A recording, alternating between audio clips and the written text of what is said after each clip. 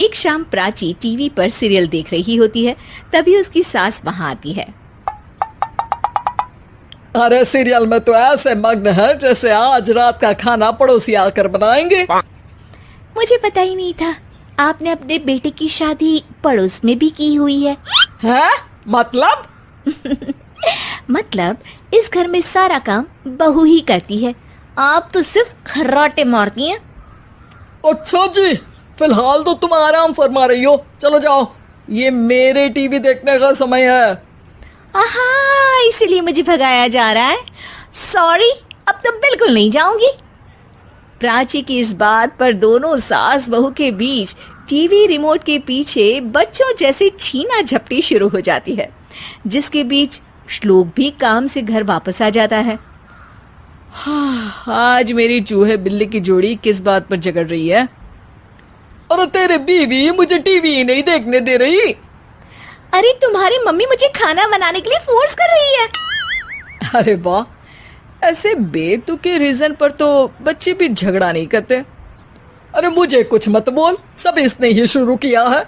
हाँ हाँ, जैसे आप तो बहुत दूध की धूली है ना। अरे बस, दोनों चुप। प्राची जाओ, खाने की तैयारी करो।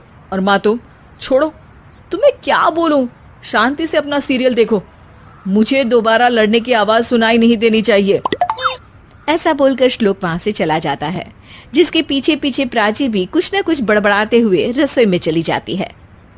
हाँ हाँ, सासू जी को तो कुछ बोलेंगे ही नहीं, बस मुझ पर ही हुक्म चलता है, खाना बनाओ, जैसे मैं इनके घर में खाना बनाने के लिए आई हूँ। इसी तरह शाम बीतती है और रात को श्लोक और प्राची की सास खाना खाकर सोने चले जाते हैं, लेकिन प्राची गुस्से में कुछ खाए बिना काम में ही लगी रहती है। इस घर में किसी को घंटा फिक्र नहीं पड़ता, मैं खाऊं या भूखी रहूं। प्राची कुछ देर के लिए रसोई से बाहर जाती है और जैसे ही वापस आती है तो वहां दूध का भरा ग्लास देखकर हैरान रह जाती है। फिक्र पूरी है, बस दिखाना नहीं है। प्राची दूध पीकर सोने चली जाती है और अगली सुबह एक बार फिर सास बहू का कार्टून नेटवर्क स्टार्ट हो जाता है। ये तुमने ही किया है। अरे अजीब जबरदस्ती है, मैं बोल रही हूँ मैंने कुछ नहीं किया। दोनों ने मिलकर पूरे घर को पागल खाना बनाया हुआ है। यहाँ कोई नॉर्मल इंसान तो रह ही नहीं सकता, इसीलिए अब पड़ोसी क्या रिश्तेदार भी घर आने से कतराते हैं। और सुन बेटे, तू भी चंगा, तेरी माँ भी चंगी, तेरी बीवी भी चंगी, रिश्तेदार।